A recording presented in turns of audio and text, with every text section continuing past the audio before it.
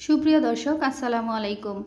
ছোট্ট রান্নাঘর পেজে আপনাদের সবাইকে স্বাগত জানিয়ে আজ একটি সহজ এবং সুন্দর পিঠা রেসিপি নিয়ে চলে এলাম।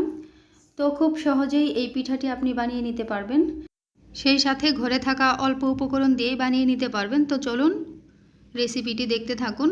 এখানে আমি আসলে কোনো কিছু এভাবে মেপে নেইনি, আপনারা আপনাদের প্রয়োজন অনুযায়ী নিয়ে নেবেন। প্রথমত ময়দা দিয়ে এখন দিয়ে দিচ্ছি সুজি, এরপর দিয়ে দেব চিনি। মিষ্টিটা আপনারা আপনাদের পছন্দ অনুযায়ী অ্যাড করবেন। এরপর এখন আমি একটি ডিম দিয়ে দিচ্ছি।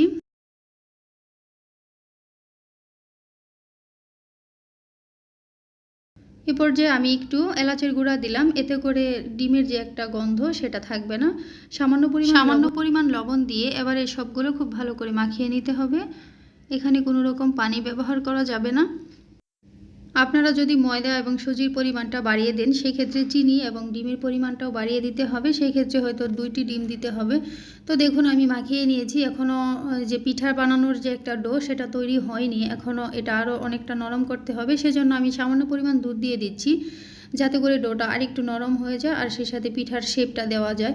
তো এভাবে করে আমি ডোটা বানিয়ে নিয়ে এবারে হাতে একটু তেল মাখিয়ে নিয়ে অল্প একটু পরিমাণ করে নিয়ে আমি পিঠার শেপ দিয়ে নিচ্ছি। এই তো হাতের সাহায্যে আমি এভাবে আগে গোলাকার করে নিয়ে তারপর একটু চ্যাপটা সাইজে করে নিব, মানে বিস্কিটের মতো। তারপর এভাবে করে আমি সেমাইয়ের ভিতরে কোট করে নিচ্ছি, এটা দেখার সৌন্দর্যে। তো এভাবে করে সবগুলো বানিয়ে নিতে হবে। তো আমি সবগুলো এভাবে করে বানিয়ে নিয়েছি, দেখে মাশাআল্লাহ খুবই লোভনীয় হয়েছে। তো এবারে এগুলো ভেজে নিতে হবে।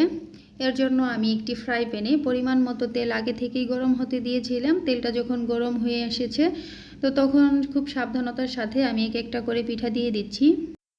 আর এই পিঠাগুলো কিন্তু মিডিয়াম আঁচে ভেজে নিতে হবে। খুব বেশি হাই হিটে ভাজতে গেলে উপরটায় আগেই কালার চলে আসবে আর ভিতরটা কিন্তু কাঁচা থেকে যাবে।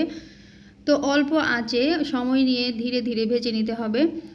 তো আমি এক পাশটা ভাজার পর একটু পাশ ফিরিয়ে দেখছি এগুলো ভাজা হয়েছে কিনা।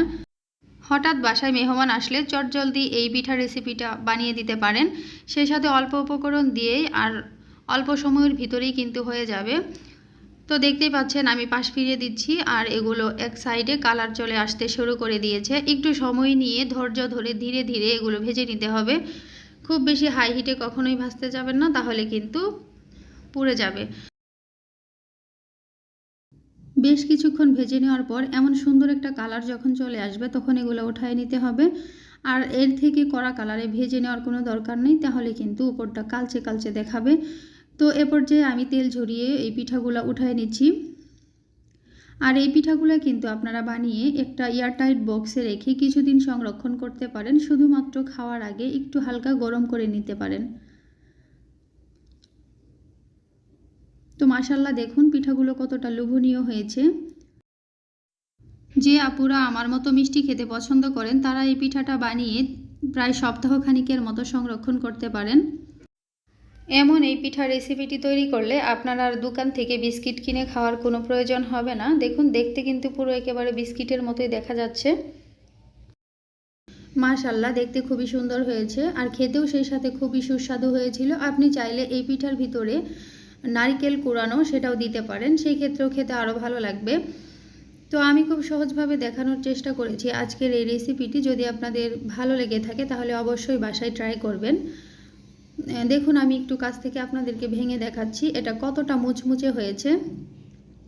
তো আজকের মতো এখানেই বিদায় নিচ্ছি। দেখা হবে নতুন কোনো ভিডিওতে। সেই পর্যন্ত সবাই ভালো থাকবেন, সুস্থ থাকবেন। আল্লাহ হাফেজ, আসসালামু আলাইকুম।